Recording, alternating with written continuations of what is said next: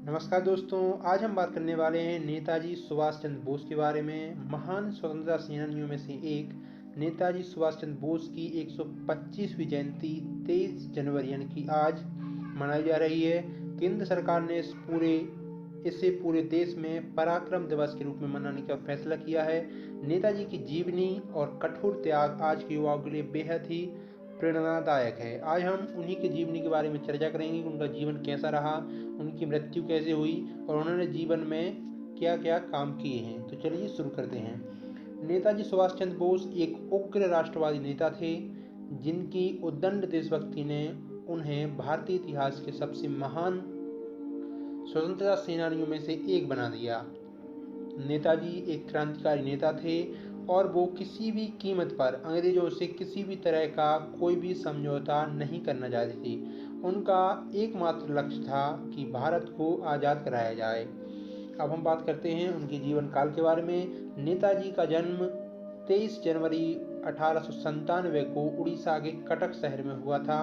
उनकी माता का नाम प्रभावती दत्त बोस और पिता का नाम जानकीनाथ बोस था।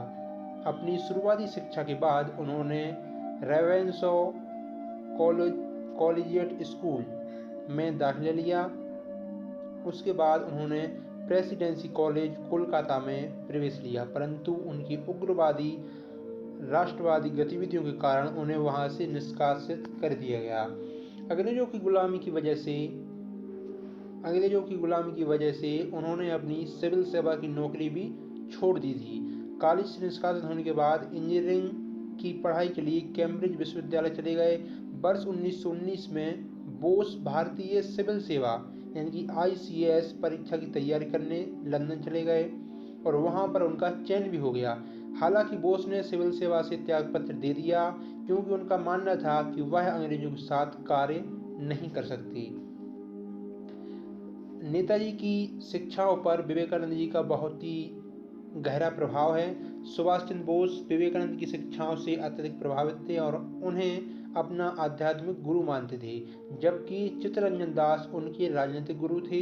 वर्ष 1921 में बोस ने चित्तरंजन दास की स्वराज पार्टी द्वारा प्रकाशित समाचार पत्र फॉरवर्ड के संपादन का कार्यभार संभाला।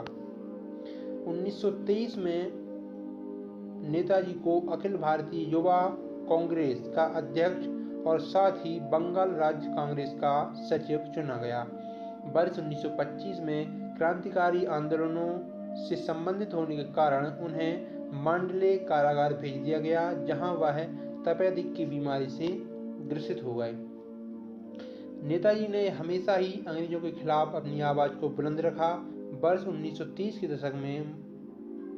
के दशक के मध्य में बोस ने यूरोप की यात्रा की। उन्होंने पहले शोध कार्य किया, तत्पश्चात द इंडियन स्ट्रगल नामक पुस्तक का पहला भाग लिखा, जिसमें उन्होंने वर्ष 1920 से 1934 के दौरान होने वाले देश के सभी स्वतंत्रता आंदोलनों को कवर किया।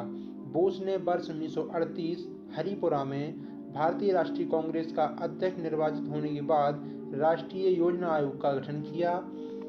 इसके बाद उन्होंने INA का गठन किया, यानी कि इंडियन नेशनल आर्मी, ठीक है, आज़ाद हिंद फौज इसे बोलते हैं।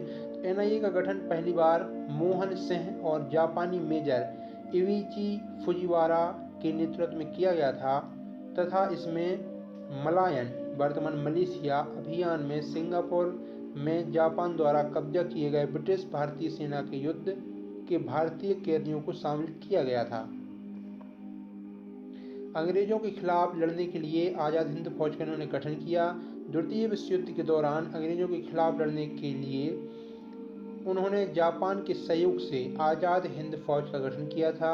उनके द्वारा किया गया जय हिंद का नारा भारत का राष्ट्रीय नारा बन गया है। तुम मुझे खून दो मैं तुम्हें आज़ादी दूंगा का नारा भी उनके द्वारा दिया गया था। अब भी हमारे देश के युवाओं को प्रेरित करता है। भारत में लोग इन्हें नेताजी के नाम से संबोधित करते हैं। जापान और जर्मनी की मदद लेना अंग्रेजों को बहुत ज़्यादा खटक रहा था।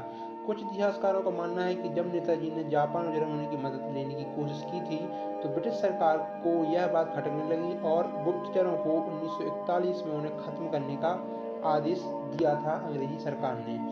नेताजी ने 5 जुलाई 1943 को सिंगापुर के टाउन हॉल के सामने सुप्रीम कमांडर के रूप में सेना को संबोधित करते हुए दिल्ली चलो का नारा दिया था और जापानी सेना के साथ मिलकर ब्रिटिश व कॉमनवेल्थ सेना से बर्मा सहित इम्फाल और कोहिमा में एक साथ जमकर मोर्चा लिया था। स्वतंत्र भारत की पहली अस्थायी सरकार नेताजी ने ही बनाई थी।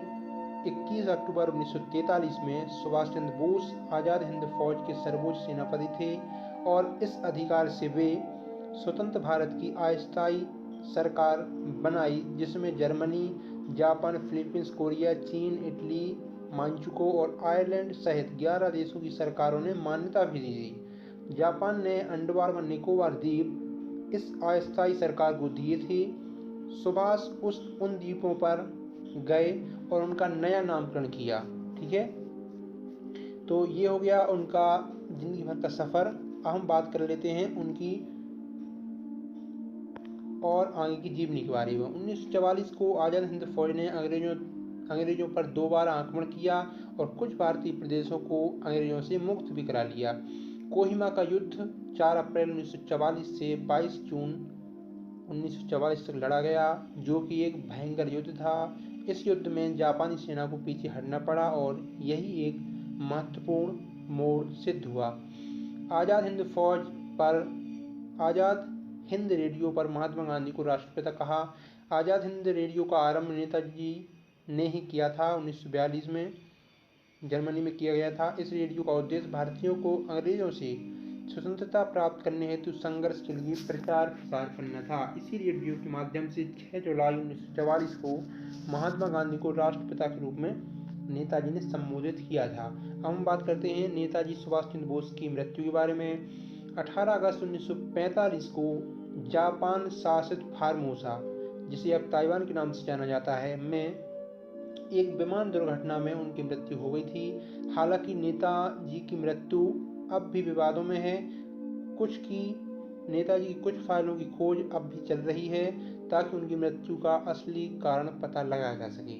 नेताजी की मृत्यु का जो राज है वो आज भी एक राज ही बना हुआ है। ठीक है, मालूम नहीं चल पाया कि किसकी ये साजिश थी। तो आशा है कि आपको ये वीडियो पसंद आएगा। अगर वीडियो पसंद आया है और ऐसी ही वीडियो आप और भी जानना चाहते हैं तो हमारे चैनल को सब्सक्राइब जरूर कर लें और इस वीडियो को लाइक करके जरूर जाएं। जय हिंद, जय भारत।